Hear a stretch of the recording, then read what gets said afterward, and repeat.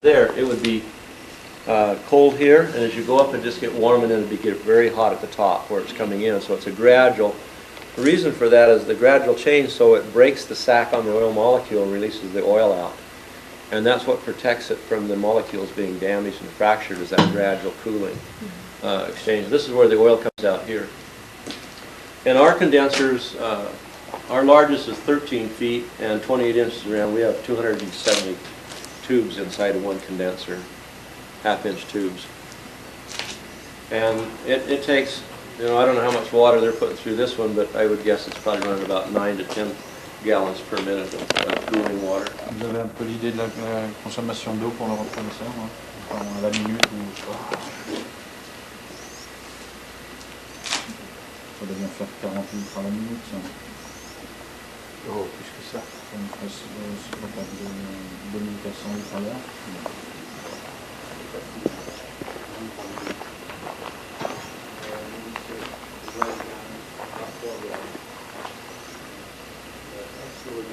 The old condensers, and maybe we'll see some of them tomorrow when we're traveling, were almost as big as the vats, and they had 2-inch tubes coiled inside of them. And it took hundreds of gallons of water to cool them. It was really an antiquated system, and this has really been very conservative with the water. And that's where the steam comes in. You see the big pipe on the bottom there? That's where the steam comes in, going into the plant material. There's a basket that sets just a weld mark inside that the plant material goes in and sets on. And those are valves there to open it up to let the steam in. Any questions? Maybe we can take a look inside. If you Okay, want to jump we'll in it. And we cook it. She did a great diagram of all Oh, of did this, she? so at least we have, kind of know what. We named it the column at the same time. Yeah, spring forward and all that. Oh, yeah? Yeah, it was Yeah, it's like a pressure cooker. yeah. And then it goes in the separator, and the oil will come to the top of the water. Oh, there's a separator right there. Wednesday night, you will understand the separation process. You will see it. This is too complicated. Yeah.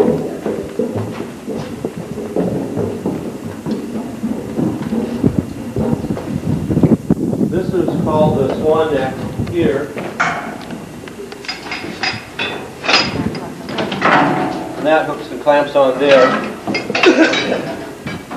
This is a pressure release for steam out of here. Originally, the swan neck used to come out back here. That's where the exhaust was at Yeah. the beginning, and then we raised it to the Yeah, top. and by putting the swan neck up here, it's more efficient, because the old way, with the swan neck down below, the oils come up and hit the lid and they roll. And when they roll, they go back and hit the plant material, and then it homogenizes in the plant, and you get a lot of reflux that falls out in the bottom. And once it homogenizes, it won't come back out. And that's when I discovered we were losing a lot of the finer molecules. That's why I went with the cone lid and took it out the top, which, if we see some old distilleries, that's how they were originally. And now I understand why they did that. And this is a good, much better system than the old style that was down below the lid. They did that because it was easier to unload and load, reduce labor costs. This is pretty quick couple, and it undoes really quickly. You want to have it open? It runs on hydraulics to open it, so you'd have to be all started up. You won't see inside. But that's Unless you want to about try to. Oh, yeah. 9 feet across and about 10 feet deep. Be first Right. Yeah. Avec un peu l'aide de l'hydraulique. That makes it a little difficult. Et And vous avez then- plus d'électricité là. There is no electricity now. Yeah. When the oil comes out of the condenser, it goes into a separator, which I didn't show you down there. And basically, the oil just goes in the bottom of a water reservoir. And the oil is lighter than the water, and it comes up the top, and there's a cone in there, in their separator, where it separates the oil from the water, and they can take the oil off the top. If you come to our farm and you'll see the separators that I built, they've got a glass tower on them, and you maybe saw it in some of the videos. No, I saw it at St. Mary's. At St. Mary's, that's right, when you were there Yeah, seeing the balsam. yeah. Yeah. And it's really nice because it's a little more showy. You can see it just bubble up in the glass, and Cool. it's really fun to watch. Yeah, it's a good You system. will see that Monday night when we distill. You will see through a glass the separation of the oil once we get it out of the small distillation. And one of the things that's really critical with distilling of all plant material, regardless of what it is how it's placed in the cooker. If it isn't distributed evenly and compacted evenly, compressed. Il explique un des trucs critiques. Oh, okay. He likes this idea because he's really working on that. Et c'est une question de bien tasser mais régulier. C'est ça qu'il leur explique. Il dit carrément que c'est critique pour un bon niveau de. That the steam, and particularly in this design here where the steam just comes in the center in one place. And my cookers, I designed a manifold system with jets on it. So when the steam comes out, it actually creates a vortex inside the cooker, and we get more saturation with the steam. But if you don't compact it properly, the steam will work a path up through the plant material, and it's called a chimney effect. And when that happens, it scorches the oil and literally changes the molecular structure. And it's okay in perfumery, but not in aromatherapy or pharmaceutical application. So the people that are loading the cookers really have to know what they're doing, and they've got to pay attention. And, if they just dump a big pile in there, then that's what's going to happen. And when you get the chimney effect, well, naturally the steam, because it's flowing against gravity, it goes in the course of least resistance. So the steam will go up through that chimney, and then the plant material around it won't get any steam through it, so you lose the value of the whole load. And it's really difficult because you get somebody that's not paying attention, you can, lose thousands of dollars in one cook. Just How that do simple. how do you compact it? Well, what we do as we're unloading, I have two guys with forks, and they're turning around and walking it. And particularly against the sides here, you really have to press it down because the seam will follow the steel up against the side. And so I have two guys just walking, just pressing, packing it down that way as we're unloading, and they just work it right up to the top. And then we downstairs also, right there, see that tire? That's full of cement. That's 5 And pounds. they have that on the hoist, and they go. But you have to be careful because you can actually pack the cooker too tight. Too tight, yeah. And if you get it too tight, then you've defeated your purpose because the steam doesn't get up through it, and all the plant material on the bottom will get the saturation like about a third of the way up, and it'll homogenize and drop back out. It's called reflux when the oil drops back out. And so the JD and Chad up at St. Mary's and JD and Mona, part of their job as distillery operators, they tap off that reflux water at least 2 times during a batch, and then we analyze it and see if we're getting any reflux back out. So it's a lot of time watching and seeing what's happening, but if you pack it too tight, then that's why it's called the art of distillation, because a good distillery operator really knows how to pack the cooker to get the maximum volume and the maximum compounds in the oil out of the plant material. And if he doesn't do it right, you might as well just dump it out on the ground or sell it to the perfume companies because the real value is not there. And some of those fine compounds are the ones that are the most critical to what we use the oils for. And the linalool acetate, which gives it the smell, is the compound that gives it the lavender smell, that's not necessarily the compound that has the most therapeutic action, but that's the percentage, the largest percentage of the oil.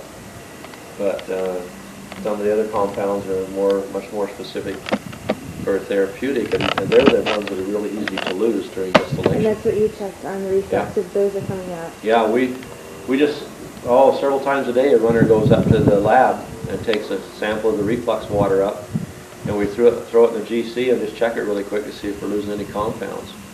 If we're losing compounds, then we know either the steam is too cold, the temperature is really critical watching in distillation, because if, like at home at 5,000 feet, we have to be at over 220 degrees to get steam. Well, if you're distilling at 230, by the time the steam hits the plant material, it'll drop it below the steam temperature. And then you start homogenizing it, losing those compounds, and that's when you get reflux. So we go in at the cooker at 275 degrees, so by the time the steam gets through the plant material, we're about 240 degrees. And if you get higher than that, like if you were to run into the steam temperature at 300 degrees in the bottom, by the time the steam hit the top, you'd be losing molecules because it's too hot. So it's really critical watching the temperature, watching the water flow in the condenser, because if the condenser gets hot, you'll destroy your oils right in the condenser, and you'll get more water than you will oil. So one operator could run a cooker like this and get 5 or 6 gallons of oil. Another operator could put the same load in and get a gallon of oil. And that's why someone that wants to distill doesn't just come to the distillery and go to work as a distillator. You know, like JD that's running the distillery now in Mona, I trained him for 3 years before I let him operate the distillery without me. And I still check on him and watch him, and the same with Chad up at St. Mary's. Before Monty retired, I distilled with Monty 5 years before I left him on his own. So for me, to operate a distillery is a bigger education than being a doctor. You know, a doctor doesn't, you can take by pills. Now, if you cook the oil, do you sell it to perfume people? Do you save it if you've ruined a batch somehow, some way along the way? No, I've had some oil that in the early days it got scorched, and we took it and put it in like purification. You know, some of the blends were, it didn't really affect the fragrance, but it was still good oil. I mean, nobody could tell it had been scorched except me, but I can smell it really, really easy. And down separators and take oil samples out and just check, make sure that we're running right. Because even you look at the gauges on the, like we have, on our cookers, we have a tower that comes up that has a burst disc on it. I've got pressure and temperature gauges on the lid, and I got the pressure and temperature gauges down on the bottom of the cooker. So the people up on the deck working can watch and make sure that the temperatures are not dropping, because in a day like this where the wind's blowing is really critical, because the wind on this surface here can drop the temperature inside 15 degrees. And if that happens, then you can lose your oil. Even though the temperature on the gauge is reading 240, 245 degrees, the wind blowing on it can drop the temperature, and you either have to increase your temperature below or shut down until the wind stops. And a lot of times we've had to pull equipment up and block the wind and put tarps around to keep the wind off the cookers. Now these are carbon steel, and they're a little thicker wall than our stainless, so that the temperature won't affect these as quickly as our stainless steel cookers because they're thinner walls. So there's a lot of things that you have to just watch with distillation. I mean, it's not something where you fill the cooker and you turn the steam on and you go sit down and wait for an hour to see if it's done. You know, when I go down to my distillery, if I see the guy sitting down, he's gone. I mean, that's just, I'm really, really particular about it because I know what it takes to make oil and to get the best quality oil. And if he sits on his butt, I can't do this without a job. There's too much that can go wrong too quick. And at St. Mary's, we have really very temperature changes, and so it can vacillate very quickly. I mean, we can be 70 degrees, you know, at 1 o'clock in the afternoon, and by 4 o'clock in the afternoon, it can be 47 degrees. And so all of those are factors in distilling to make sure that, you know, that oil is the very best. In the wintertime, like when we're doing the balsam in the wintertime, that's why the St. Mary's distillery is completely closed. And we got big curtains that we just pull, you know, and close it so there's no wind coming in against the cooker, because, you know, at 20 degrees above zero, 20 degrees Fahrenheit, once the cooker gets wind on it, then it just changes very quickly and loses the oil. So, you know, those are just some of the things that people buying oils don't understand. They just, well, why does it cost so much? You know, and in St. Mary's, I have 3 operators, and in Utah, I have 3 operators. So they trade off. How many times a year would you say you're distilling? I'm sorry? How many times a year would you say that you're distilling? How many days? Oh my goodness. In Utah, we start cooking the 2nd week of June, and we generally go to the, last year we went till the 1st week of October with our clary sage harvest. We got 2 cuttings of peppermint and 2 cuttings of clary sage. In St. Mary's, we don't start cooking until the last week of June, and we finish cooking about the 2nd week of September, and then the 1st of October we start on the conifer trees, the pine, spruce, cedar, and then we go until March, the 1st week of March.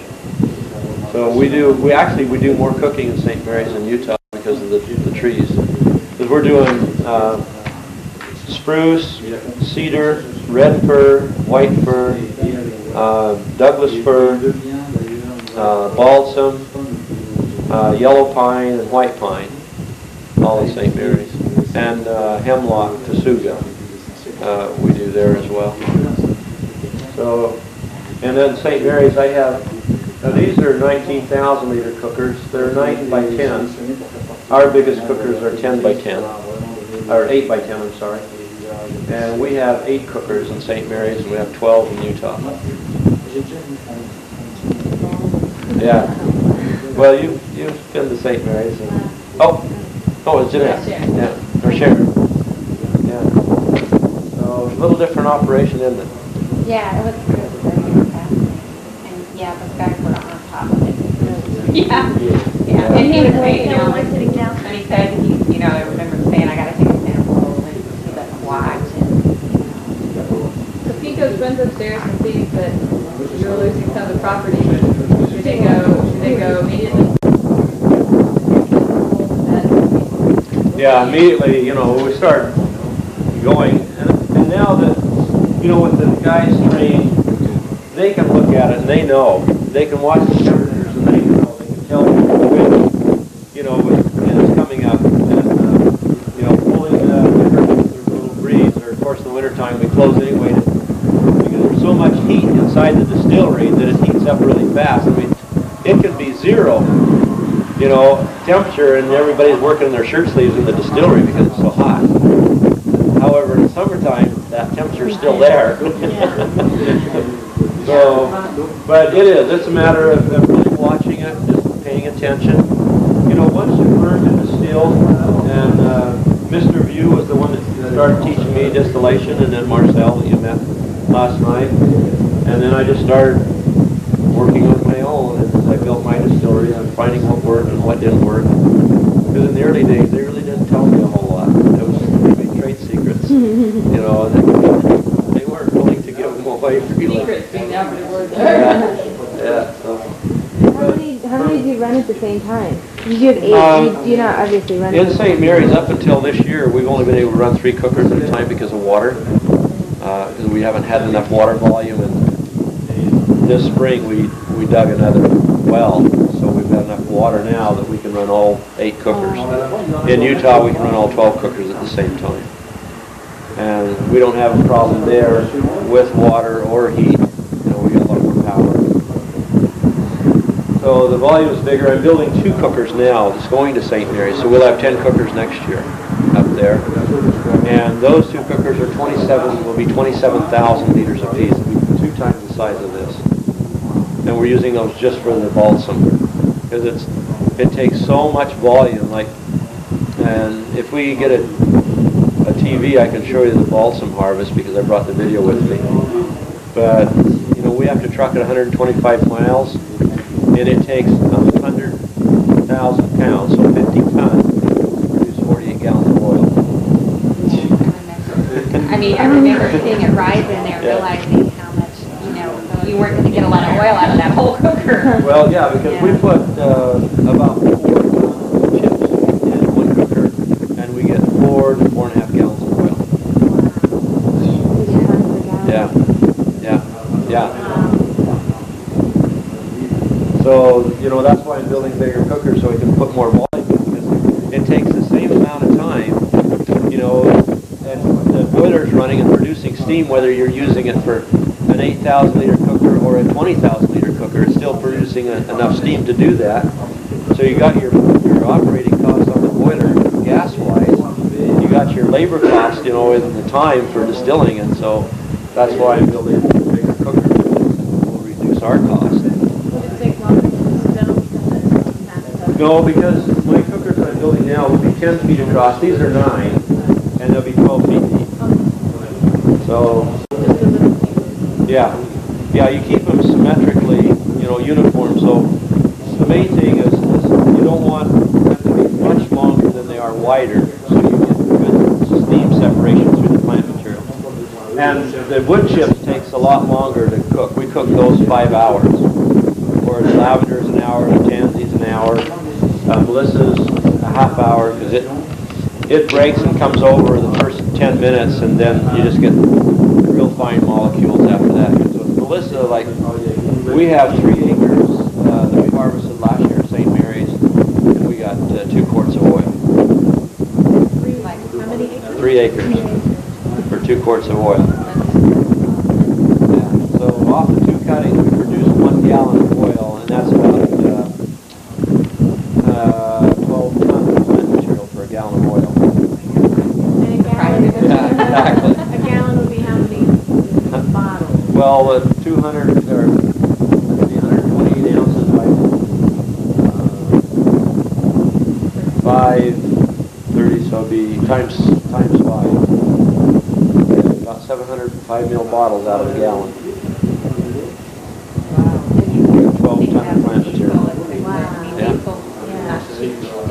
Yeah, and you know, and last year, the guy who's doing the irrigation system, he irrigated Melissa 2 days before we harvested, and he wasn't supposed to, and we never got any oil. Oh, No oil at the all. whole year. Yeah.